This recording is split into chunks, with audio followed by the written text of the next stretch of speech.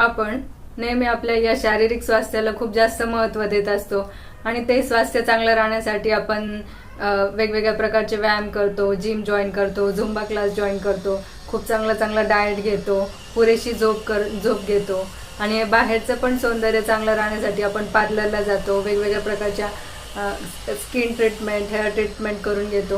हे सगळं करणं ॲक्च्युली खूप चांगलं आहे. आपण शारीरिक स्वास्थ्याची काळजी घेतो, पण याच्याही पेक्षा खूप महत्त्वाची असलेली आपली मेंटल हेल्थ म्हणजेच आपलं मानसिक आरोग्य हेही चांगलं ठेवणं खूप जास्त महत्त्वाचं आहे. पण आपण कधीच त्याच्यासाठी इतके प्रयत्न करत नाही.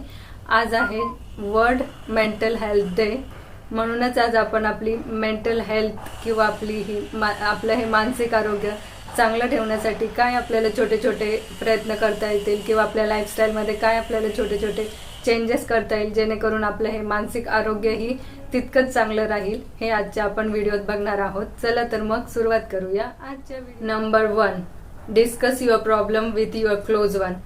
जर आपल्याला वाटत असेल की आपल्यावर खूप मोठं संकट कोसळलंय, काहीही झालेलं असलं, कितीही मोठं संकट आलेलं असलं तरी प्रत्येक प्रॉब्लेमला सोल्युशन हे असतंच. ही गोष्ट अगदी आपल्याला इथे फीड करून ठेवायची आहे. आणि म्हणूनच कोणतंही संकट आपल्या आयुष्यात आलं तर आपल्या आयुष्यात एखाद्या 2 अशा व्यक्ती असताच किंवा असायलाच हव्या प्रत्येकाच्या आयुष्यात, की आपण त्यांच्यासोबत प्रत्येक गोष्ट एकदम कम्फर्टेबली शेअर करू शकू. मग ते आपले लाईफ पार्टनर असो, आपले बहीण भाऊ किंवा आपले मित्रमैत्रिणी, एखादे नातेवाईक, असे कोणी एखादे 2 व्यक्ती असतात, त्यांना आपण सगळं शेअर करतो. अशांसोबत आपण आपला प्रॉब्लेम सांगायचा आहे की असं असं झालंय, तर यावर मी काय करू शकते, तुम्हाला काही याचा अनुभव आहे का, या परिस्थितीत आता काय करता येईल. तर खूप पॅनिक न होता असं आपण 1-2 डिस्कस करून जर आपल्याला वाटत असेल सगळ्यात मोठा प्रॉब्लेम आपल्यावर आलेला आहे, तरीही प्रत्येक प्रॉब्लेमला सोल्युशन असतं. ही गोष्ट लक्षात ठेवून डिस्कशनमधून आपण आपल्या प्रॉब्लेमचं सोल्युशन शोधू. नंबर 2, बी इन प्रेझेंट म्हणजेच वर्तमान काळात जगणे. ॲक्च्युली आपण सगळेच जण कधीच वर्तमानात नसतो. एक तर आपण फ्युचरमध्ये म्हणजे भविष्य काळातल्या गोष्टींमध्ये पळत असतो किंवा भूतकाळात झालेल्या गोष्टींच्या मागे असतो, की उद्या काय होणार किंवा माझ्या मुलांचं फ्युचर कसं होईल, मला इकडे जॉब मिळेल का, माझं घर होईल का, गाडी होईल का, काही ना काही फ्युचरसाठी आपलं मनात सतत काहीतरी चालू असतं की उद्या काय होणार, हे काय ते काय. किंवा मग एकतर पास्टमध्ये तरी आपलं मन असतं की ही मला अशी बोलली, तो तसा बोलला, याने माझा असा अपमान केला. आता ती गोष्ट ऑलरेडी घडून गेलेली असते. तिचा आपण कितीही विचार केला तर ती आपण कधीच चेंज करू शकणार नाही, कारण ती ऑलरेडी घडून गेलेली आहे. तरी पण मग आपण त्याच गोष्टीचा विचार करून करून आपल्या मनाला इतका त्याचा ताण देत असतो आणि खूप आपण टेन्शन स्वतःचं वाढून घेतो. ती गोष्ट विसरणं बऱ्याच जणांसाठी अवघड असेल, मोठा आघात असेल, पण ती विसरण्याशिवाय आपल्याकडे पर्यायच नसतो. म्हणूनच भूतकाळातही आपल्याला राहायचं नाही किंवा भविष्याचीही खूप चिंता करत बसायचं नाहीये की काय होणार. आपल्याला आजचा आपला क्षण आनंदात घालवायचा आहे, प्रेझेंटमध्ये राहायचं आहे. आपण प्रेझेंटमध्ये राहिलो, प्रेझेंटवर फोकस केला तर ऑटोमॅटिक फ्युचरसाठीच्या आपल्या गोष्टी आजच सुरळीत व्हायला सुरुवात होणार आहे आणि फ्युचर ऑफकोर्स आपलं ब्राईटच होणार आहे. पण त्यासाठी आपल्याला बी इन प्रेझेंट म्हणजे वर्तमानात राहणं, आपली मानसिक स्थिती नीट ठेवण्यासाठी वर्तमानात राहणं खूप जास्त. Number 3, spend time for your hobby. Hobby म्हणजेच एखादा छंद. प्रत्येकाला कोणता ना कोणता एखादा छोटा मोठा छंद हा असतोच, असायलाच हवा. आणि आपण जेव्हा आपल्या छंदासाठी टाइम स्पेंड करतो तेव्हा आपल्या मनाला अगदी आतून आनंद होत असतो आणि त्याच्यामुळेच आपलं मानसिक आरोग्य सुधारण्यासाठी छंद खूप आपल्याला उपयोगी येतो. जेव्हा आपल्याला कधी एखाद्या वेळी सॅड फील होत असेल, पॅनिक वाटत असेल, तेव्हा आपण नक्कीच आपला कोणताही छंद असो, मग ते चित्र काढणे असो, म्युझिक ऐकणे असेल, मूव्हीज बघणे असेल, कुकिंग असेल, गार्डनिंग असेल, खूप प्रकारचे छंद असू शकतात. कोणत्याही छंदासाठी अगदी थोडासाही टाइम स्पेंड केला तरी आपले हॅपी हॉर्मोन्स रिलीज होत असतात त्यातून आणि त्याच्यामुळे आपलं मानसिक आरोग्य अजून चांगलं सुधारत असतं. ते स्थिर राहण्यासाठी, चांगलं राहण्यासाठी छंद खूप चांगला. Number 4, take care of your physical health. जरी आपण मानसिक स्वास्थ्याचं म्हणजेच मेंटल आरोग्याचं चर्चा करतोय तरी पण मेंटल हेल्थ आणि फिजिकल हेल्थ हे दोघं एकमेकांची पूरक आहे. म्हणजेच ही हेल्थ नीट राहिली तर ती राहते, ती राहिली तर ही राहते. म्हणूनच फिजिकल हेल्थ सुद्धा चांगली ठेवणे खूप जास्त गरजेचे आहे. आणि फिजिकल हेल्थ नीट ठेवण्यासाठी म्हणजे आपण मूवमेंट करतो किंवा मूवमेंटचे एक्सरसाइज करतो, त्याने आपले फील गुड हार्मोन्स रिलीज होतात आणि त्याच्यामुळे फिजिकल हेल्थ चांगली झाली की ऑफकोर्स सायमल्टेनियसली त्याच्यासोबत मेंटल हेल्थही आपली चांगली होते. म्हणून दोन्ही हेल्थकडे लक्ष ठेवणं खूप जास्त. Number 5, always focus on solution not on a problem. म्हणजे आपल्या आयुष्यात कुठलाही प्रॉब्लेम झाला असेल तर आपण सतत तीच चर्चा करतो की अरे बापरे हे झालंय, अरे बापरे माझ्यासोबत हे झालंय, माझ्या आयुष्यात हे झालंय. आपण सगळ्यांनाच सांगत सुटत बसतो की हे झालंय हे झालंय.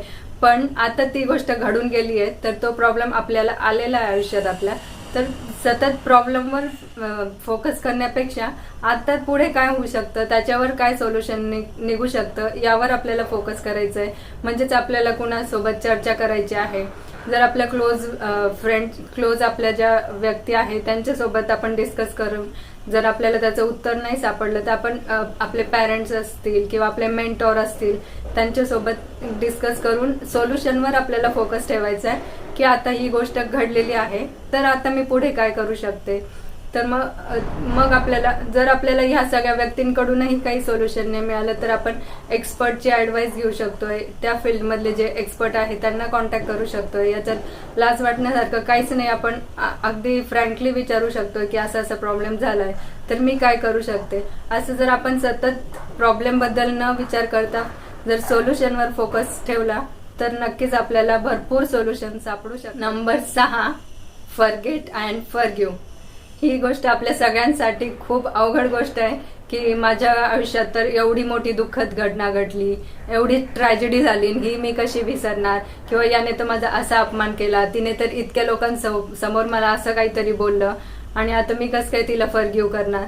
पण फॉरगेट आणि फॉरगिव्ह म्हणजे विसरून जाणे आणि माफ करणे या दोन गोष्टी त्या व्यक्तींसाठी महत्वाच्या नाही तर त्या आपलं मेंटल हेल्थ शांत ठेवण्यासाठी, आपलं मानसिक आरोग्य चांगलं ठेवण्यासाठी खूप जास्त महत्वाचे आहे.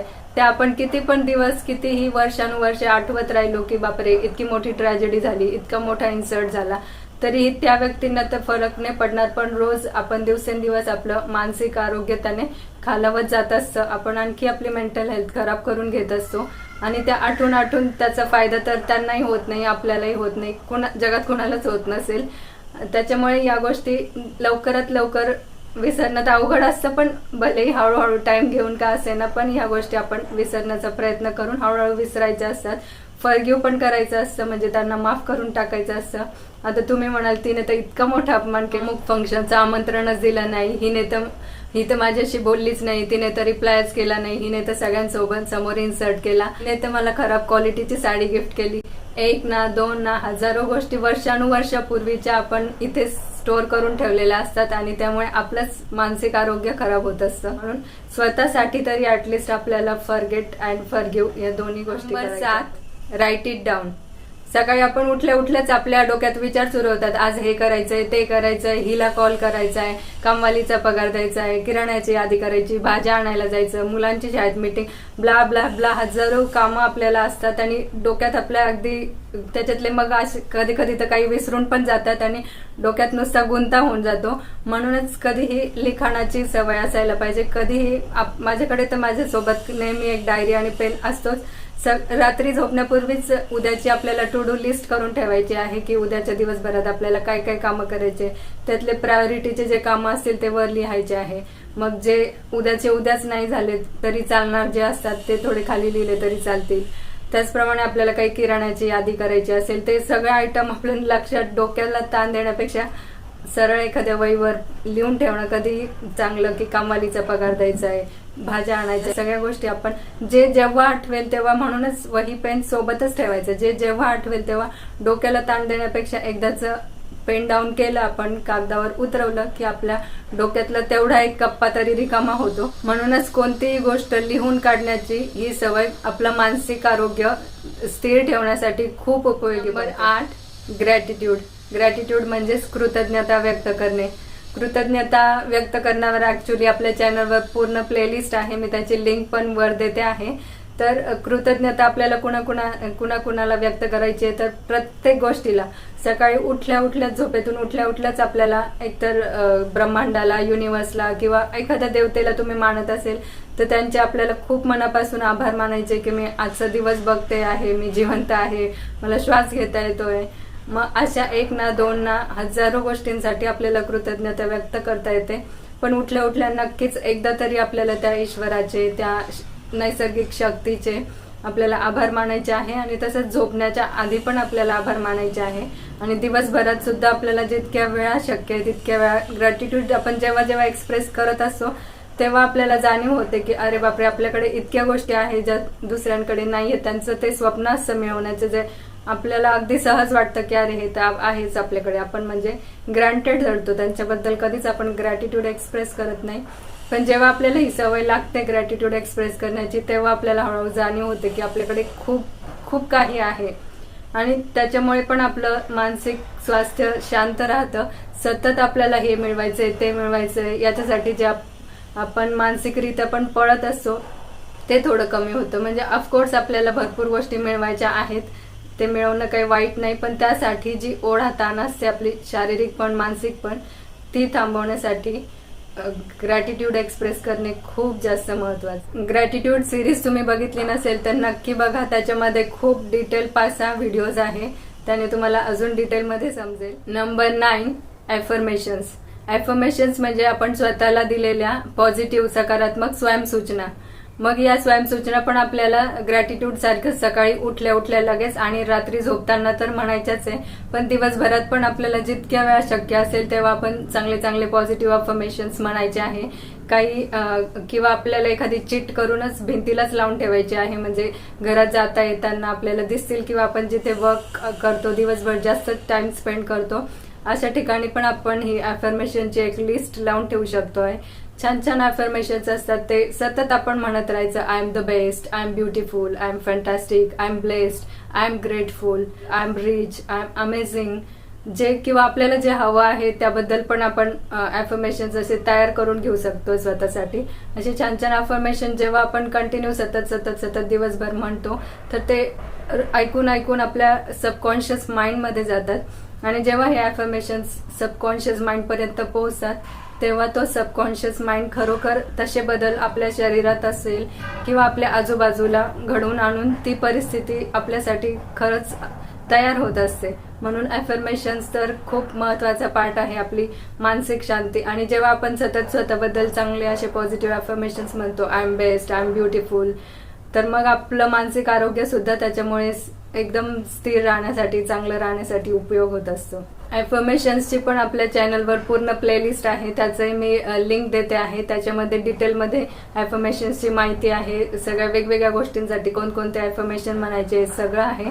बघितले नसतील तर तेही व्हिडिओ नक्की बघा. Last but not the list, number 10, meditation. Meditation म्हणजेच ध्यान.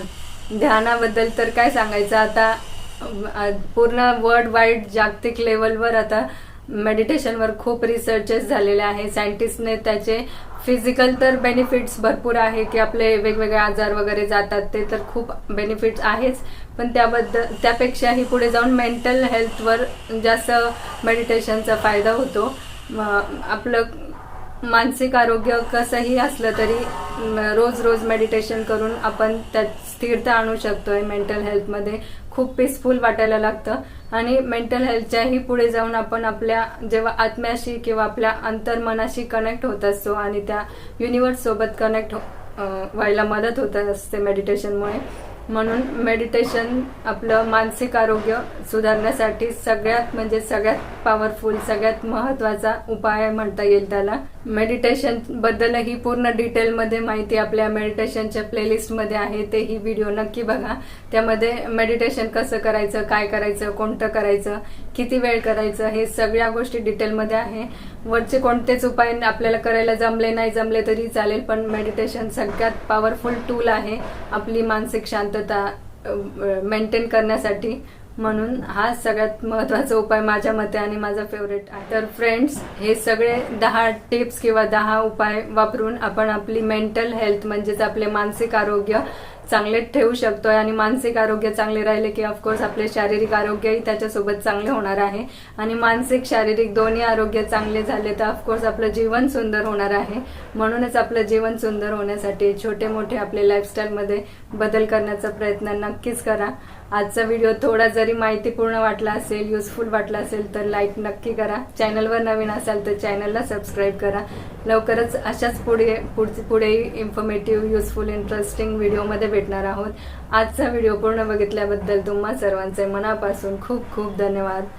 लवकरच भेटणार आहोत पुढच्या व्हिडिओमध्ये. तोपर्यंत स्टे हेल्दी, स्टे हॅपी.